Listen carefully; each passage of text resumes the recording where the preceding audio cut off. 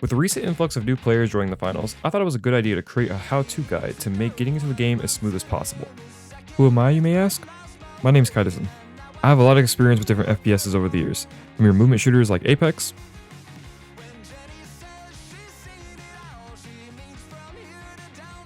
a little bit of Fortnite,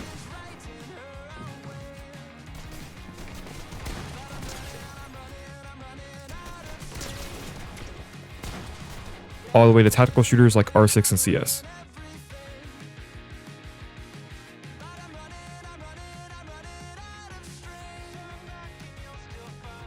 My dream, one day, is to actually become a professional esports player. Heck, maybe I might go pro in this game.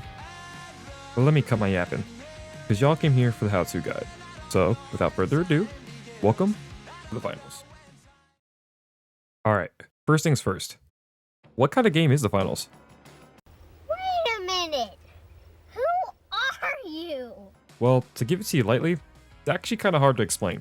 It actually takes a lot of different elements from different shooters. The best way to put it is a class-based movement shooter, with some added destruction. In this game, you can choose to play as 3 different classes: light, medium, and heavy. Lights are your speedy glass cannons.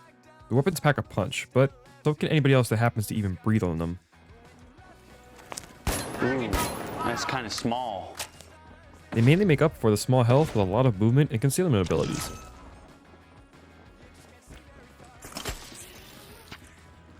Mediums are your support all-rounders. They are pretty average with decent weapons and decent health, but their strength lies in their kit that can not only help coordinate pushes, but also stabilize their team. And by stabilizing, I mean stabilizing their own mental health after watching their light repeatedly run in on his own and die. Last but not least, the heavy. Wait, not that heavy. Heavies are your tanks of the team. They have a lot of health and heavy firepower. See what I did there? Oh, brother, this guy stinks! And by taking space, I mean they literally take it.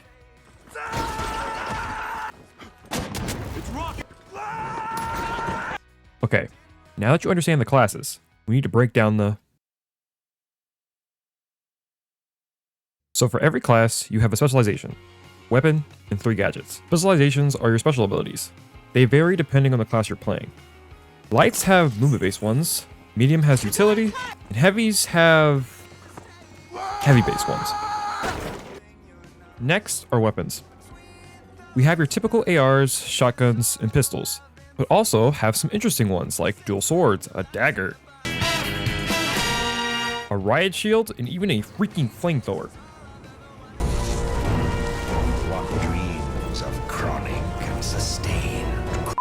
Okay, what is it with all the TF2 similarities? I'm starting to think this game is literally TF2 in disguise. The weapons vary depending on the class, but you are sure to find a weapon that suits you. Lastly, we have the gadgets.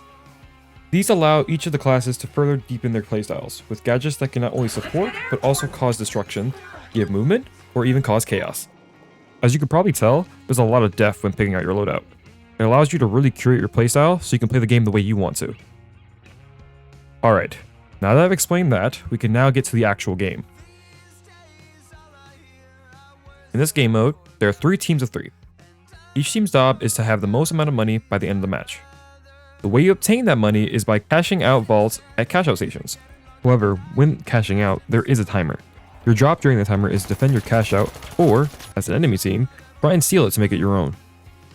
Whoever has the most money by the time limit, or gets to 2 cash outs, wins. Depending on the type of cash out you're playing, the number of teams can vary. If this game mode is not your cup of tea, there are actually other modes that you may be more familiar with, like a bomb defusal mode called Terminal Attack, an escort hardpoint mode called Power Shift, and your standard team deathmatch. Kai here. So when I actually making or editing this video, when the new season came out, they actually removed Terminal Attack. I guess because it was an unpopular mode, so that mode isn't around anymore, but they did replace it with the 3v3 cash out mode called Head to Head. Alright, back to the video. Alrighty, that's basically the gist of the game. Was there anything I'm forgetting? Oh yeah, that. So, throughout the video you might have noticed a lot of destruction. This game has a lot of it, and it really transforms how the game is played. From being able to open up walls and floors, to completely leveling buildings. Medium literally has a specialization that makes terrain disappear and reappear. With the different interaction with gadgets, the map is literally your playground in which you have the power to create the battlefield of your dreams. Pun intended. I mean, the game was literally made by X-Dice devs, so take that information how you will. But what makes this beautiful is that no two games will ever be the same. Speaking of not being the same, it's time to introduce the... In the finals, you can truly make your character your own. Change literally everything about them, from body type, face, hats, upper and lower body, watches, nails, tattoos, gloves, shoes, and so much more. The awesome part is that you can earn these cosmetics for completely free through leveling up your account, events, and faction levels. You can also buy them too if that's your thing. Speaking of buying things, you can also buy individual parts of bundles if you are only looking for specific pieces of gear. I'm telling y'all, you're going to be playing some Dress to Impress with the amount of customization you can do. So, for the few that stayed to the end, first of all, thank you. I wanted to provide some tips from my time playing the finals that can maybe give you guys a boost to better learn the game quickly. First, play with your team. The game is a team game. It's very important that you stick next to your team and attack and defend together. Speaking of team, another tip is to understand your teammates' playstyle. Some questions to ask are they playing back or at range? Are they getting up close and personal and diving? Are they running in like an idiot and keep dying and getting mad at you and saying, "Where are my teammates?" while they are the ones playing away from the team and throwing? Sorry. Just some solo queue PTSD. Anyways, it's important to identify these things because you can adapt to their playstyles and play better as a team as a result.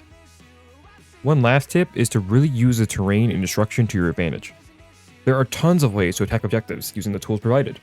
Some examples are like opening up walls to make more space, opening up the floor above or below the objective to make it easier to defend or attack, or leveling the entire building because you knew that one dude is just sitting in that building and won't come out.